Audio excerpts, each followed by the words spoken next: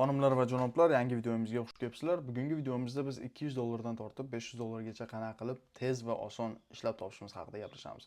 O'zi aslida meni bilishim bo'yicha, meni mindsetimda oson pul topish yo'q. Shunchaki miyani ishlatgan holatda va sun'iy intellektni ishlatgan holatda buni sal osonroq, nisbatan osonroq qilishimiz mumkin. Agar videoni ko'rishga tayyor bo'lsalaring, bugungi qiladigan narsamiz kafelarga, restoranlarga va qanaqadir choyxonalarga ichki web application yaratish. Biz hech qanaqa kodingni bilishimiz shart emas, ijtimoiy bir kompyuter texnologiyalarini bilishimiz shart emas. Biz bilishimiz shart bo'lgan narsa Grow with Maruf kanali va qanaqa qilib ingliz tilida yozishni bilishimiz kerak xolos.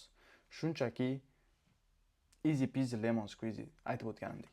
Xo'p, biz ko'p gapirib o'tirmasdan ekranimga e'tiboringlarni qaratishlarni xohlayman. Zapis qilishingizdan chiqibdi. Xo'p. Ketdik.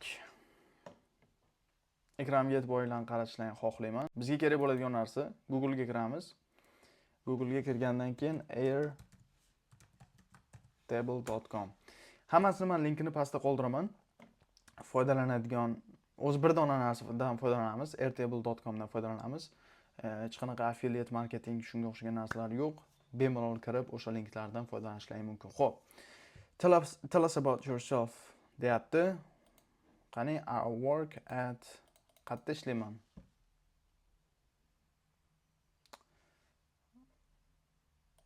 Qanday qilib ko'raychi, nima bo'lar ekan?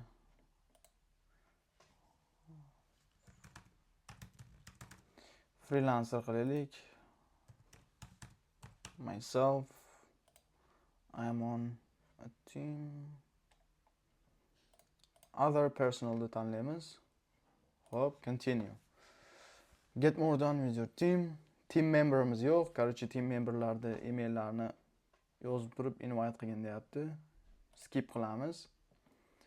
Hop, let's start setting up your first app. Короче, bu ichki app yaratadi.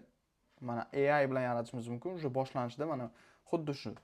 Endi aytaylik, siz choyxonangiz, kafengiz уже Google Sheet'dan yoki Excel'dan foydalanayotgan bo'lsa, Excel'da misol uchun nechta короче produktlar olib kelishingiz kerak, bozorga qachon borishingiz kerak yoki ishchilaringiz ro'yxati, ularni schedule, ya'ni kalendari yozilgan bo'ladigan bo'lsa, shuni mana bu yerga kelib turib, import spreadsheet qilib turib, Google Sheet yoki bo'lmasam Excel Sheet'ni import qilsangiz, sizni appga aylantirib beradi. Ya'ni o'sha programma deydimi o'zbekchasi, ilovaga aylantirib beradi. Xo'p, biz uni qilmaymiz. Bizda flexibility juda ham ko'p. Mana bu yerga biz prompt yozishimiz mumkin. Ingliz tilidan foydalanib turib, o'zbekchani tushunmaydi afsuski. Xo'p, choyxonalarga va kafelarga deb aytib o'tganimdek, demak biz prompt yozishni boshlaymiz. Create an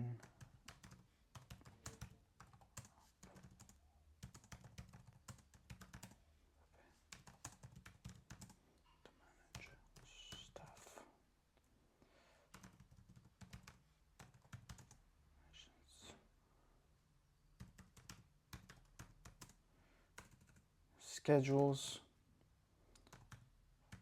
inventories. Yana nimani boshqarishimiz mumkin? Inventories, salaries. Inglizini bilasizlar deb o'ylayman. Hop, create an internal app for a small cafe to manage staff, reservations, schedules, inventories, salaries. Kommentariyada yozib qoldirasizlar agar nimadir qolib ketgan bo'lsa, bo'ldi. Короче, next yozamiz. Next yozganimizdan keyin уже boom.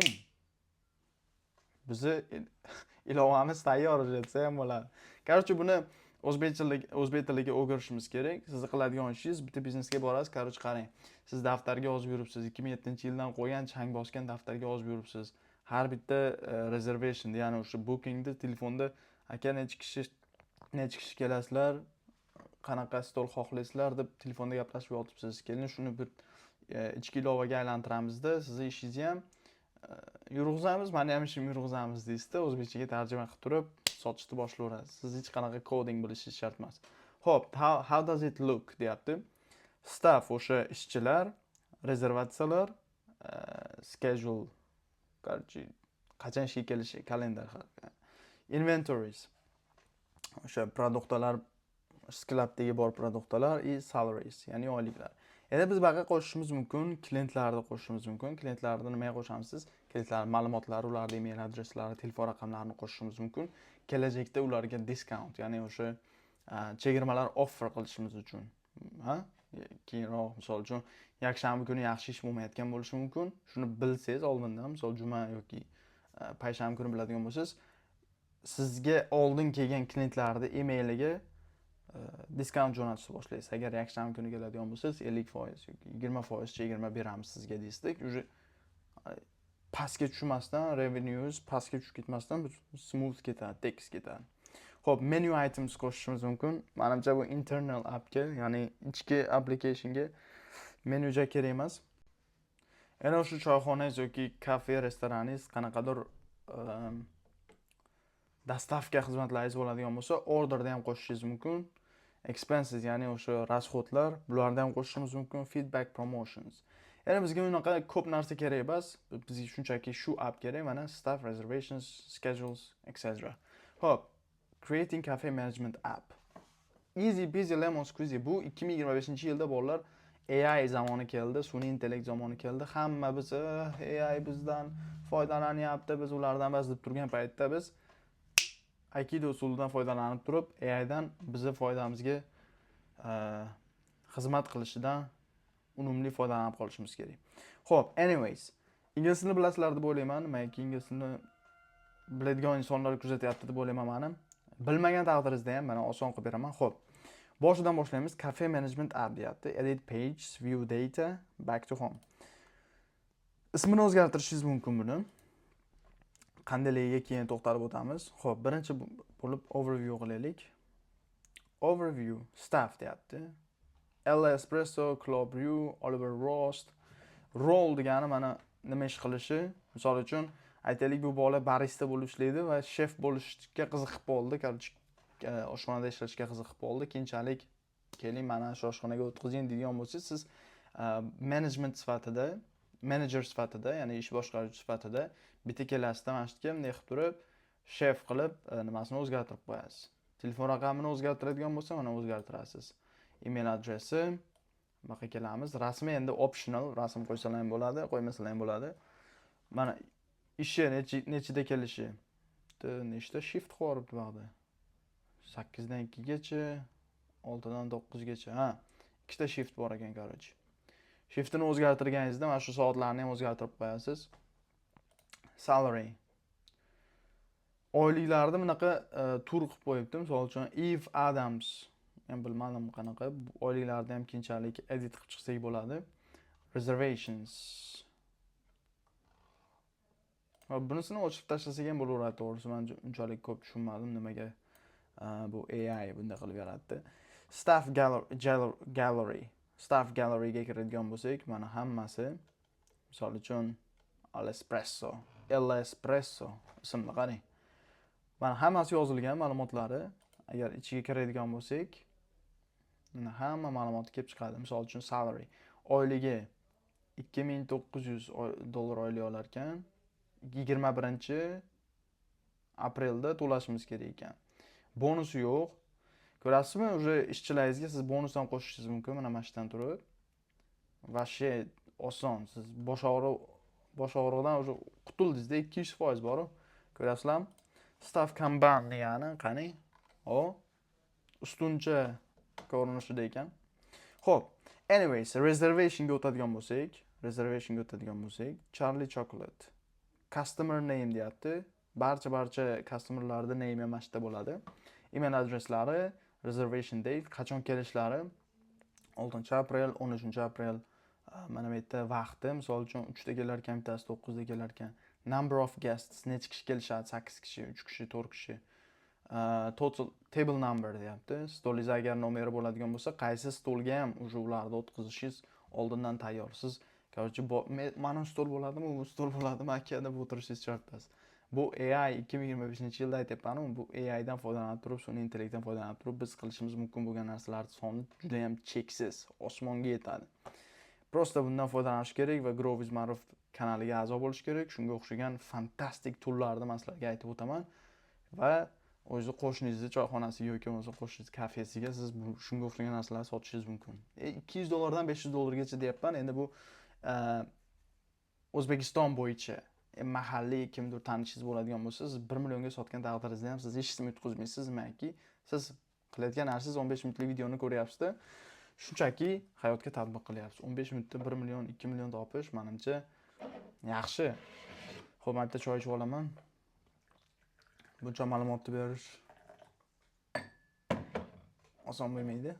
Xo'p, anyways, ko'rib turganlaringdek reservation status confirmed. Agar kimdir tasdiqlagan bo'lsa, confirmed ga o'zgarib qo'yasiz. Pending. Pending degani endi siz ham ikkilanib turibsiz, u ham ikkilanib turibdi. Cancelled bo'lishi mumkin. Отказ qilingan. Shunaqa, staff assigned. Kim, qaysi odam buni qaraydi? Misol uchun, mana shu 8 kishilikka sen Davron sen qaraysan deysizda. Xo'p deydi, mana bu yerda manager misol uchun Davronni bu yerdan topib turib, ishchilarni ro'yxati bu, Davronni bu yerdan topib turib, bitta assign qilib qo'yadi. Ko'rlayna. Reservation calendar. Endi bu yerda misol uchun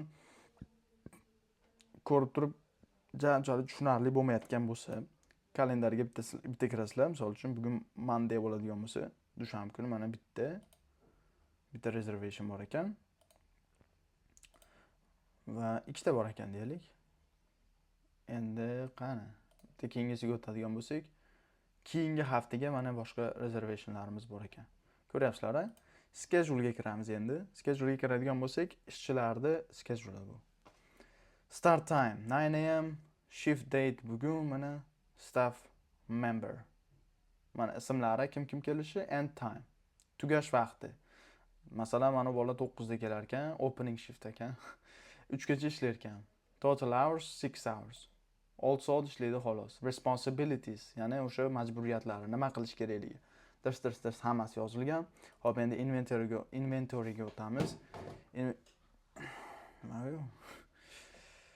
Inventoryda mana bu juda complicated. Buni misol uchun skladga borib turib, kimdir ro'yxatini chiqarib turib, inventoryni nechta nima qolganini yozib olish kerak. Qo'lda mana shu joyi ozgina chatoq. Qo'lda yozib olgandan keyin qaytib kelib turib, mana shu yerda nechta qolganini o'sha kompyuterga kiritish kerak. Aytaylik, siz menejersiz yoki mana shu inventoryga, skladdagi narsalarga mas'ul insonsiz, borib necha kilo guruch qoldi, nechta kartochka qoldi deb hisoblab kelishingiz kerak, mana bu yerga yozishingiz kerak. Misol uchun mana supplier degani o'sha ta'minotchisi, kim ta'minlab beradi. Shularni ham ismigacha yozilgan mana. Qachon keladi, necha puldan o'zi o'rtacha narxi emas, o'sha original narxi. Общийsi qancha? Supplier contact deyapti. Bu yerda telefon raqam bo'lishi mumkin, email adres bo'lishi mumkin. Telefon raqam bizda ko'proq ishlatiladi. Sizga ko'proq narsa kerak bo'lsa, mana shu kompyuterda o'zidan turib bizga ko'proq narsa kerak yoki ertaroq kerak deb so'rashingiz mumkin. Mermaid sea salt deydigan bo'lsak, mermaid sea salt galereyasiga kiradigan bo'lsak, rasmlarni qo'yishimiz mumkin. Tushunarliroq qilish uchun quantity 25 ta qolibdi. Supplier Oceanic Flavors degan supplierdan kelar ekan bu. Restock date 15-may kuni olib kelar ekan. Unit price $4, $100 olib kelar ekan общий. Ko'ryapsizlar, vaqti oson. Bir kishi boshqarishi mumkin. Bir kishi. Tasavvur qiling, buncha narsani sistemani yaratib, bitta bir liniyaga qo'yib olish uchun qancha vaqt ketgan? 1 oy, 2 oy vaqt ketgan. Siz 5 minutda o'zi yozib qo'yapsiz. Prosta siz ularni ko'chirib turib o'zbekchaga bularga tarjima qilib berasiz. Bo'ldi. Xo'p, inventory dashboard. Dashboardda mana biz statistikani ko'rishimiz mumkin. Nima bo'lyapti, qanday bo'lyapti, nechta qolyapti. O'sha kimdir har kuni aytdim-ku, bitta qog'ozda borib turib, har kuni kech paytmi yoki har hafta bo'lishi mumkin. Bu sizni restoraningizni sistemasiga bog'liq. Qanaqa qonun qoidalar qo'yib qo'yganingizga tekshirgandan keyin mana shu yerga kiritsangiz, mana overview degan joyga kiritadigan bo'lsangiz, bu yerga kelib уже o'zidan o'zi avtomatik mana boshqariladi. Xo'p, salaries. Bu bratishkalarda oyligini berish kerak, ishchilarni. Boshidan boshlaymiz. Ismi staff member Oliver Rost, staff member. Nimaga bunaqa bo'ldi? Ismi bo'lsa kerak. Xo'p, salary amount. Ben unchalik tushunmadim. Короче, o'zbekchaga tarjima qilayotganingizda staff member deyapti, name deyapti, lekin boshqa. Anyways, salary amount, yani kimdir oyligini o'zgartirmoqchi bo'lsangiz, ko'paytirmoqchi bo'lsangiz, mana shu yerdan o'zgartirasiz. Payment date 21-kun to'layotgansiz hammasiga, уже hammasi mana arranged, sartrofga qilingan. Kimdir bonus oladigan bo'lsa, mana bu yerdan bonus berishingiz mumkin. Kimdir oyligini qirqmoqchi bo'lsangiz, mana bu yerdan oylik qirqishingiz mumkin. Endi metodi qanaqa? Naqd pul berasizmi, chek berasizmi, bank transfer berasizmi? Agar mana bu yerda 3 xil bor ekan. Xo'p, notes. Qanaqadir note yozib qo'ymoqchi bo'lsangiz, bu bola cho'ta kech qolib keldi, 3-4 kundan beri deydigan bo'lsangiz, mana shu yerga yozib qo'yasiz. Salaries dashboard mana. Bu yerda mana hammasini hisoblab beradi, ko'ryapsizlar. Bu juda ham visually ham oson, bir mandaqasiga ham oson. Shunchaki tatbiq qilish kerak hayotga bo'ldi. Xo'p, endi yana bitta muhim narsalardan bittasi, menga kelamiz. View data degan joyga kiramiz. Endi bu interfeysi, bu sizga qanday ko'rinishi, tushunyapsizlarmi? Endi biz buni orqasiga qarab o'tishimiz kerak. Orqasida nima bor edi o'zi?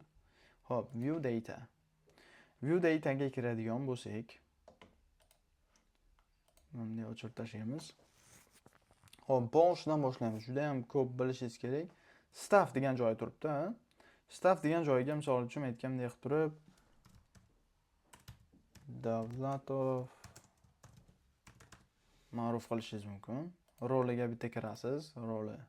Menejer qani? Menejer. Aytgan yangi raqamini yozasiz.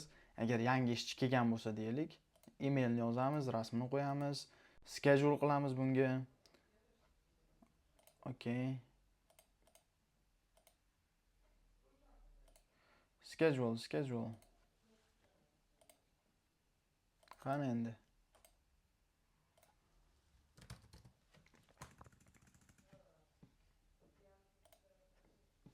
Ha? Schedule короче. Qo'yamiz, salary'sini qo'yamiz va reservation'ni qo'yamiz. Endi metga reservation'ga keladigan bo'lsak, reservation datalari bor. Aytib o'tganimdek, kimdir reserve qiladigan bo'lsa telefonda yoki o'tgan videolarimda aytib o'tganimdek, booking system yaratganmiz. Online sizni Telegramingizdan, botingizdan kirib turib yoki Instagramingizdan kelib turib kimdir rezervatsiya qiladigan bo'lsa, avtomatik botlar orqali mana shu yerga уже plus bo'ladi. Plus bo'lib qo'shilib qoladi. Qo'shilib qolgandan keyin sizni Telegramingizga yangi xabar keladi. Yangi inson bizga 5-stolimizga короче 8 kishilik rezervatsiya zakaz qilishdi deb. Schedulesga kirib o'zgartirsalar ham bo'ladi. Xo'p, ideyani oldan endi bo'layman. Ideya короче bu back end deydimi? Back end hisoblanadi. Datalar hammasi shu yerda o'zgartirishingiz mumkin. Короче tushuniladi. Endi bu yerda interface'ga kiradigan bo'lsak, mana interface. Easy peasy lemon squeezy. Video foydali bo'ldi deb o'ylayman. Qo'shnilarga borib yoki qanaqadir tanishlarni biznesiga birinchi bo'lib bepul qilib beringlar buni. Yo'qsa, ishlasa, keyin sotishni boshlashsa ham bo'ladi. Keyingi videolarda ko'rishguncha xayr, shunga o'xshagan videolarni ko'rishda davom etinglar. Bundan ham zo'rlari hali oldinda. O'zlaringiz ehtiyot qilinglar.